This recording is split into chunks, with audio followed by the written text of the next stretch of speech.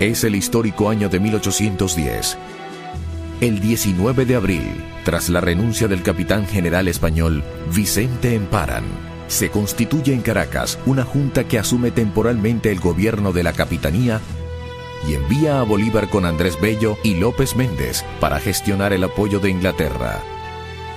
Allá en Londres, Bolívar busca al venezolano más famoso de la época, Francisco de Miranda, héroe de la Revolución Francesa y general de la independencia norteamericana, y lo emplaza para que venga a dirigir la liberación de su país de origen. Aunque muy joven y con un modesto grado militar, Bolívar comienza a despuntar en el proceso venezolano.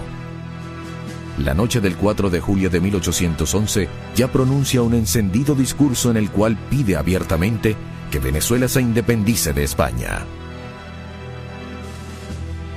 Horas después, se produce la firma del Acta de Independencia. Nace así la Primera República. Esta declaración es la primera del continente, pero desde Buenos Aires hasta Ciudad de México, casi toda Latinoamérica se proclama libre en los próximos meses. Pero la causa de la independencia venezolana va a enfrentar grandes contratiempos. En marzo de 1812, un terremoto devasta Caracas y le da argumentos al clero y a los partidarios de la monarquía para hablar de un castigo del cielo por desconocer el mandato divino del rey español. Bolívar grita y alecciona a la despavorida multitud con su proclama: si la naturaleza se opone, lucharemos contra ella y haremos que nos obedezca.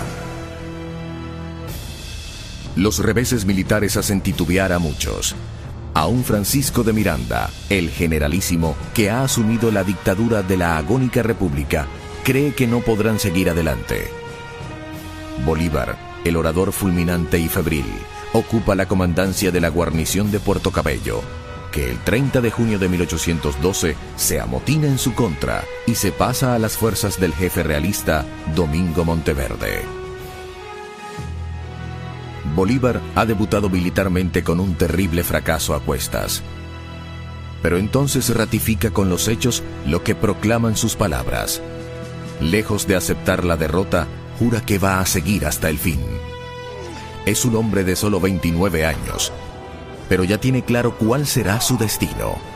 Por eso no duda en detener al generalísimo Francisco de Miranda, quien ha capitulado frente a Monteverde. Capitulación que ellos interpretan como una traición. Bolívar desconoce su rendición y prosigue la lucha. La resistencia de Bolívar comienza ocultándose en Caracas, en la casa de su amigo el marqués de Casa de León. En agosto de 1812 logra salir de La Guaira, gracias a la gestión de su amigo, y va rumbo a Curazao. De allí parte a Cartagena. En noviembre del mismo año, 1812, desde Cartagena de Indias en Colombia, primero con alocuciones para los pueblos del sur y después con campañas militares, prosigue batallando contra España, porque en el futuro la causa de la independencia se librará contra la monarquía de Fernando VII, quien al volver al trono envía una expedición de 10.000 hombres para revertir el proceso emancipador de Venezuela. Aunque derrotado en Venezuela, Bolívar no se ha rendido y desde Colombia, entre diciembre de 1812 y febrero de 1813, desarrolla una vigorosa arremetida que le lleva a liberar varios pueblos de Magdalena, Barranca, Tenerife, Mompox, el Banco de Magdalena, Ocaña, hasta Cúcuta, en la frontera con el Táchira de Venezuela. Con respaldo de la Confederación Independiente de Nueva Granada, el 10 de marzo de 1813 invade a Venezuela por San Antonio del Táchira, iniciando la célebre campaña Admirable, que en pocos meses lo llevará de triunfo en triunfo hasta Caracas. Con un ejercicio sorprendente de la audacia, la optimización de sus escasos recursos y notables hazañas militares, va de Cúcuta a Mérida, donde por primera vez lo aclaman como libertador. De allí a Trujillo, luego a Guanare, Barinas, Araure y Valencia, hasta llegar a Caracas en octubre del mismo año. Al impulso de semejantes proezas militares, se instala la Segunda República Libre de Venezuela. El 15 de junio de ese mismo año, 1813, mientras avanzaba la campaña admirable, había dictado su célebre decreto de guerra a muerte. Españoles y canarios, contad con la muerte, aun siendo indiferentes, si no obráis activamente en obsequio de la libertad de América. Americanos, contad con la vida, aun cuando seáis culpables. Ha lanzado este ultimátum para obligar a cada quien a tomar posición.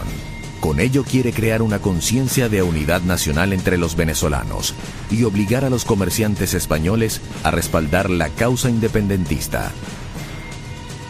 Es que un modesto comerciante de origen español, José Tomás Boves, se ha levantado como líder de los negros y mulatos y encabeza la reacción bárbara y brutal a favor de la monarquía española. Corren los terribles meses de la Guerra Cruel, 1813 y 1814.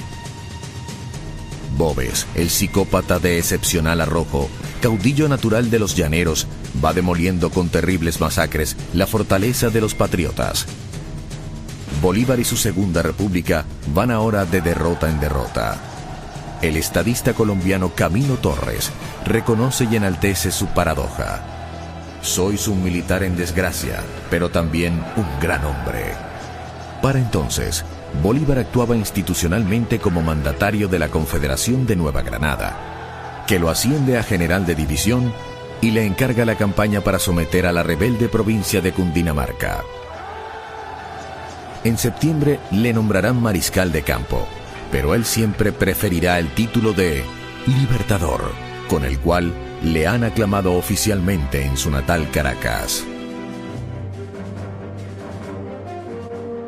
El año de 1814 escenifica grandes victorias y terribles derrotas para la causa de Bolívar. El 12 de febrero de 1814, José Félix Rivas, tío político del Libertador, se cubre de gloria al armar un ejército apuntalado por jóvenes estudiantes. Y con ese ejército logra derrotar al mismísimo José Tomás Boves, quien en julio siguiente, comandando una arremetida realista, obliga a retirar más de 20.000 personas desde Caracas hacia Oriente, en la vía hacia Río Chico y Barcelona. Bolívar coordina la emigración de Oriente, que a pesar de su gran número de víctimas, salva a numerosas familias de la ferocidad de Boves. El destino produce una rara jugada. En la batalla de Úrica, de diciembre de 1814, los ejércitos libertadores son aniquilados, pero el gran caudillo popular de los españoles, José Tomás Boves, muere en una operación heroica dirigida por Pedro Saraza.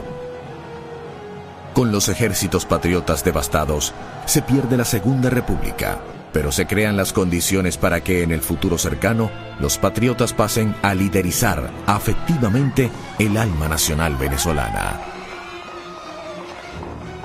Los reveses militares lo arrojan nuevamente al exilio. De Carúpano va a Cartagena, de allí a Pamplona, luego a Tunja. Explica al Congreso de Colombia los pormenores de la guerra, de allí a Honda y Ocaña. En Colombia tiene aliados y detractores. Finalmente, en mayo de 1815, llega a Jamaica, y allí tiene la oportunidad de analizar por escrito, con brillantez notable, las causas del fracaso y los retos para el futuro. Es la célebre Carta de Jamaica, donde aboga por la unidad para lograr la libertad. La América está encontrada entre sí, porque se halla abandonada de todas las naciones, aislada en medio del universo, sin relaciones diplomáticas ni auxilios militares, y combatida por la España, que posee más elementos para la guerra que cuantos nosotros furtivamente podemos adquirir. Personaje versátil. Tiene el raro don de asumir visceralmente cada faceta de su actuación. En el campo de batalla, planifica meticulosamente, y cuando decae la moral de sus tropas, se mete personalmente en la pelea, dando muestras de arrojo suicida. Es un orador conmovedor, capaz de improvisar y de leer impecablemente.